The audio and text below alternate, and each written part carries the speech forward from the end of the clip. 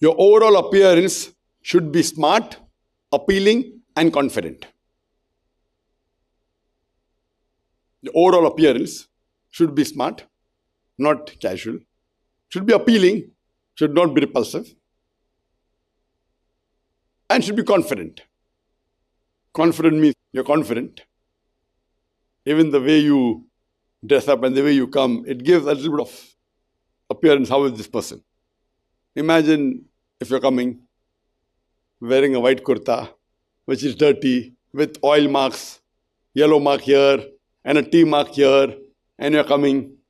It's not even Islamic. Islamic should be clean. And you're coming and you're giving a talk and talking about Islam. So it gives the wrong impression. Not that you have to wear something which is expensive. All what I told is not expensive. You can get expensive things and all these things, but you can even get cheap. And wearing a suit is not a must.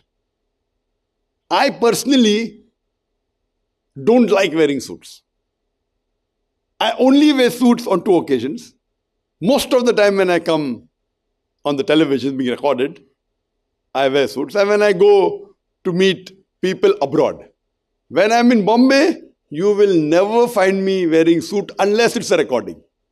In Bombay, even if I go to meet the minister, I don't wear a suit. I don't like. Even in my office, I don't like. That's my personal choice. But here, I'm doing a thing I don't like because I think it's going to get some plus points for me. Not in terms of sawab, because many of the non-Muslims, they watch me. And I have the sunnah, the beard, the cap, the trousers. So this little bit overpowers, okay, I'm a formal. Otherwise, the people don't want to listen to a person who looks like uneducated, looks like a person who's an ignorant. But the moment you open your mouth, all this is washed away. But the appearance is counted. Not that a person who doesn't wear suit cannot give a talk. I'm talking any formal way, whether it be suit, whether it be sherwani, whether it be a thobe, whether it be a shemla, whatever it is. Formal has a different appeal. And it does break the ice. At the same time, on this, if you wear the label, you go on a different level. That means you're following all the standards of the so-called society, which is not breaking the Quran Sunnah. And on top of that, you are wearing or keeping what is fard, the beard, the trousers above the ankle, and the cap. It takes you in a different class altogether. No one can point a finger at you that you're not following the Sunnah or doing something which is haram. At the same time, you're breaking the ice. Because imagine if I wear, there are 2 different views. Some people say, no, I want to wear that thobe. Fine, he's coming from a Western society, he's a revert, he wants to wear a thobe. Alhamdulillah, he has his thinking which is right to a certain extent.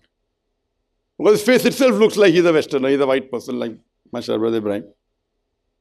So for them, if they feel I don't have to wear the suit to say I'm formal and they wear a thobe or something else, there's no problem.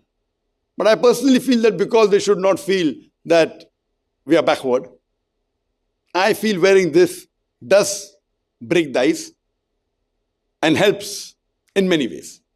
But once, as I told, once you reach a level, all these things, their marks become very little. If you're good in speaking, you roll up your sleeves. You come with Bermudas. You have all the skills. Khalas, no problem. All this is overlooked. Once you reach a level and you have all the main skills, these are peripheral. What I'm talking now, appearance, is peripheral. The main will come to it later on. The appearance is just the periphery. But it's very important for you at the beginning. Now, only when you get distinctions, it doesn't count. But everyone thinks that I'm already in distinction class. Not knowing that he's yet in 3rd class. He hasn't reached 2nd also. Leave aside 1st or distinction. So until you don't reach that level, see to it that you follow everything. That will be very effective. Does anyone have any questions regarding the personal appearance? Yes, Brother Ibrahim. Assalamu alaikum. Wa alaikum assalam wa rahmatullahi wa barakatuh. As you know, Shimagh and Ghutra is the culture dress for people in the Gulf, Arabian Gulf. What about if someone was going to do da'wah or public lecture for non-Muslim and foreigners people, like Western world? Should he wear Ghutra or Shimagh? Because Ibrahim asked a good question that in the Gulf countries, in the Arabs, wearing shimal and gatra, it is with thobe. Gatra is the head covering, and shimal is the coat. How we wear a suit? It's a shimagh. Oh, shimal I'm talking about. Shimagh is the red one. The ghutra is the white one. White one. I'm talking about the bisht. Yes. Including what? Whether it's bisht or whether it's a shimal, whether... So, when you're talking to Western crowd, can you wear a shimal or you can wear a thobe? Now, here there are two views. Now, one view is that it depends. I know many of the Saudis and the Arabs, when they go out, they wear a suit.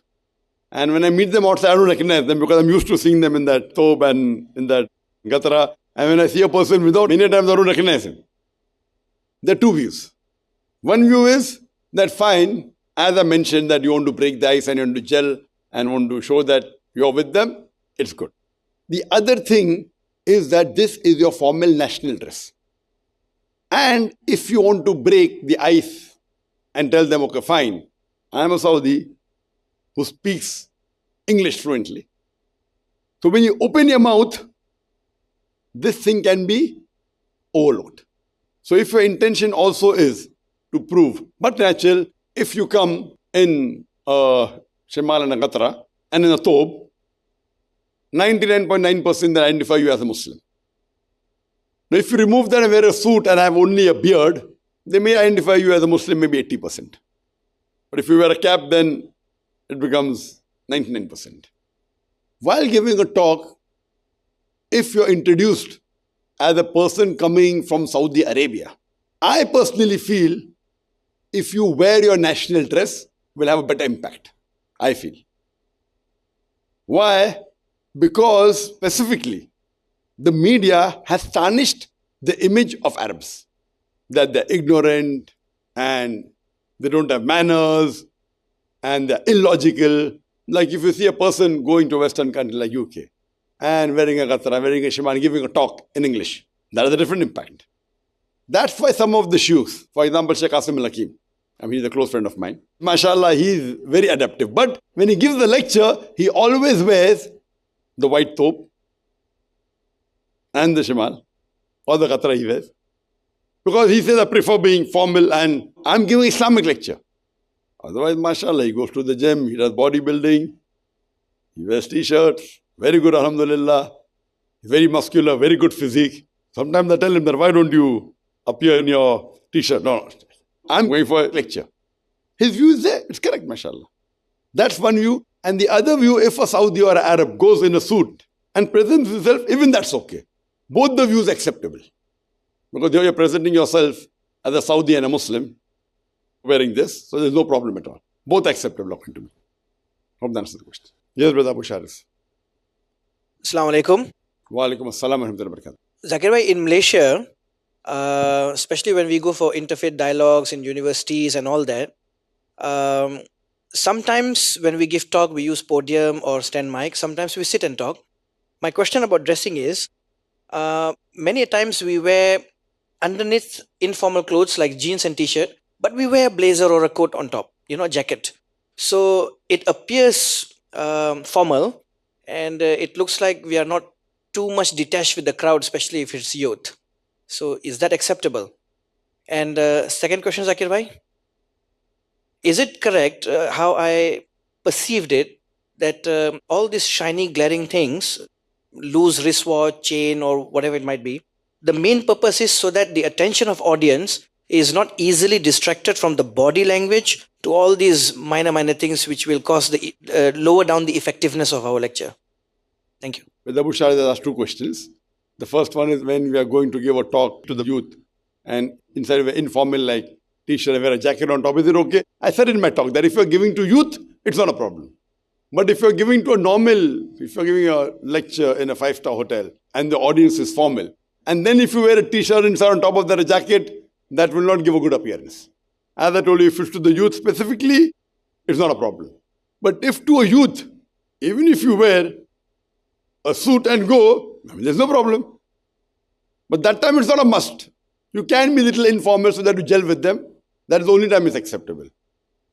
As far as second question is concerned, I do agree with you that which I mentioned in my talk, that if you were shining and glittering, it distracts. Imagine if I have a loose chain and when I do action, the chain comes down here.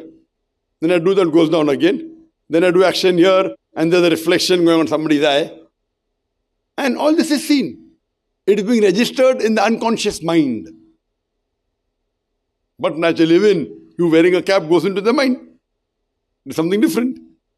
So why do you want to distract them from the main speech? So all these small things really distract a person. So when you are giving a speech and if you have not reached that level, all these points put together add on to a great level. And once you reach that level where you get the experience and you start speaking, all these things initially, when we give you marking, we'll give you 5 marks on appearance, 5 marks on posture, 10 marks on gesture, all these marks.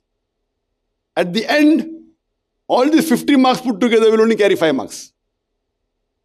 All the appearance and everything put together, the more you go higher, these marks keep on becoming less and less. Because they've reached a very high level. For example, if you've heard of Bruce Lee, who has heard of Bruce Lee? Oh, mashallah. You know when Bruce Lee, after he died, he was called Deadly. Do you know what he was called when he was alive? You don't know. He was called Bruce Lee.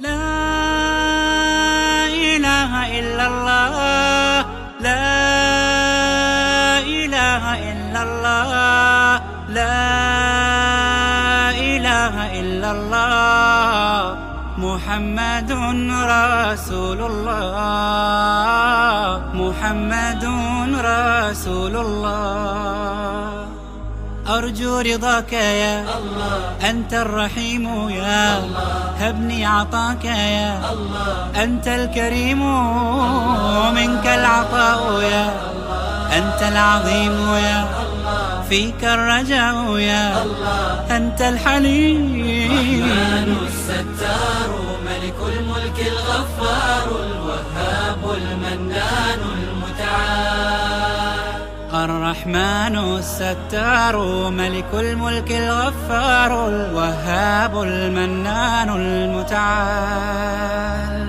الله الله يا ربي يا الله